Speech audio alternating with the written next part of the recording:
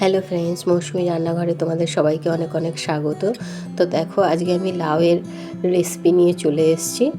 খুব সহজে আর খুব সুস্বাদু কিন্তু এই লাউয়ের তরকারিটা রান্না হবে। তো চলো তোমরা দেখতে থাকো। এখানে দেখলে যে লাউ আর একটা ছোট আলু আমি টুকরো টুকরো করে কেটে নিয়েছি আলু ভাজার মতন। তো দেখো, কড়াইতে আমি দিয়ে দিয়েছি সর্ষের তেল 1 চামচ, আর দিয়ে দিলাম 2টো শুকনো লঙ্কা, একটা ভেঙে দিলাম আর একটা গোটা দিলাম, আর দিয়ে দিলাম ছোটো চামচের 1 চামচ জিরে, আর দিয়ে দিলাম 2টো তেজপাতা।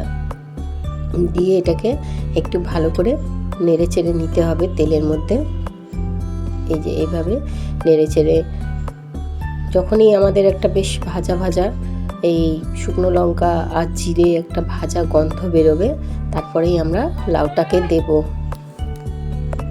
শুকনো লঙ্কা জিরের যে সুন্দর একটা গন্ধ বেরোবে, তখন আমরা এই লাউটাকে দিয়ে দেব। তো দেখো, আমাদের ভাজা ভালোভাবে হয়ে গেছে, খুব সুন্দর একটা গন্ধ বেরোচ্ছে।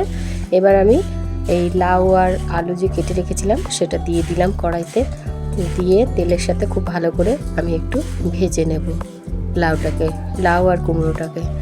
তো দেখো, এভাবে যদি তোমরা রান্না করো তাহলে কিন্তু খুব টেস্টি লাগবে খেতে। যারা লাউ খেতে ভালোবাসে না তারাও কিন্তু খেয়ে নেবে লাউটা। তো দেখো, এবার আমি তেলের মধ্যে খুব ভালো করে একটুখানি নেড়ে ছেড়ে দিলাম। এবার দেখো, আমি দিয়ে দিচ্ছি কাঁচা মুগ ডাল 1 চামচ মতন দিয়ে দিলাম এখানে। দিয়ে এবার এর সাথে ভালো করে মিশিয়ে নেব। আমি কিন্তু ডালটাকে ভাজিনি, আমি এটা কাঁচাই দিয়ে দিলাম ওপর থেকে। এবার আমরা এই তেলের মধ্যে লাউ আর আলু আর মুগ ডালটা খুব ভালো করে ভাজবো আস্তে আস্তে করে। তো দেখো, এখানে আমি খুব ভালো করে ভেজে নিচ্ছি। ভাজা আমাদের অনেকটা হয়ে গেছে। এবার আমি দিয়ে দিচ্ছি, এটা নুন দিলে তাড়াতাড়ি গলে যাবে, সেই জন্য আমি দিয়ে দিলাম ছোটো চামচের 1 চামচ নুন, আর দিয়ে দেবো 1/2 চামচ মতন হলুদ, আর একটু দিয়ে দেবো 1/2 চামচের থেকেও কম একটু চিনি। কারণ এতে নিরামিষ তরকারিতে সবসময় কিন্তু একটু মিষ্টি দিলে খুব স্বাদ হয়। তো চিনিটা তোমরা যদি না দিতে চাও নাও দিতে পারো, কিন্তু দিলে আমি বলবো খুব সুন্দর লাগবে, কিন্তু টেস্টি হবে বেশি। তাই এইগুলোকে আমি ভালোভাবে মিশিয়ে নিচ্ছি। দেখো, খুব সুন্দরভাবে মিশিয়ে নিচ্ছি। এখনও কিন্তু আমি জল দিইনি। আর নুন দেওয়াতে কি হবে, আস্তে আস্তে এবার লাউটা গলতে শুরু করবে আর নরমও হয়ে যাবে। তো এটা ভেজে ভেজে করলেই কিন্তু বেশি ভালো লাগবে।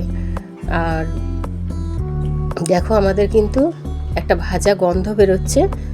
এই ডালটা দিয়েছি, ডালের একটা খুব সুন্দর ভাজা গন্ধ বেরোচ্ছে।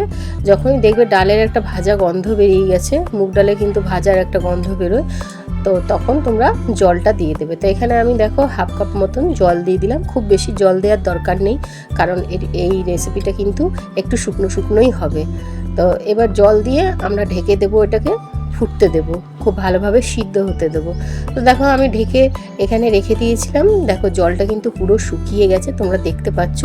এবার কিন্তু এই খুন্তি দিয়ে কিন্তু খুব ভালো করে নেড়ে দিতে হবে, মানে এই লাউ আলুটাকে ঠেসে দিতে হবে খুন্তির সাহায্যে। এই যেভাবে আমি করছি এইভাবে, তাহলে কি হবে, আরও নরম হয়ে যাবে আর খেতেও কিন্তু খুব স্বাদ লাগবে।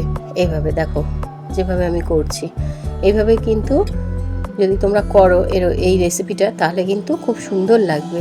তো দেখো, কতটা একদম শুকনো হয়ে গেছে। তো এই রেসিপিটা কিন্তু শুকনো শুকনোই হবে, জল জল কিন্তু হবে না। একদম কিন্তু দেখো শুকিয়ে গেছে, এক ফোঁটাও জল নেই, আর এত টেস্টি লাগে বন্ধুরা যে কি বলবো।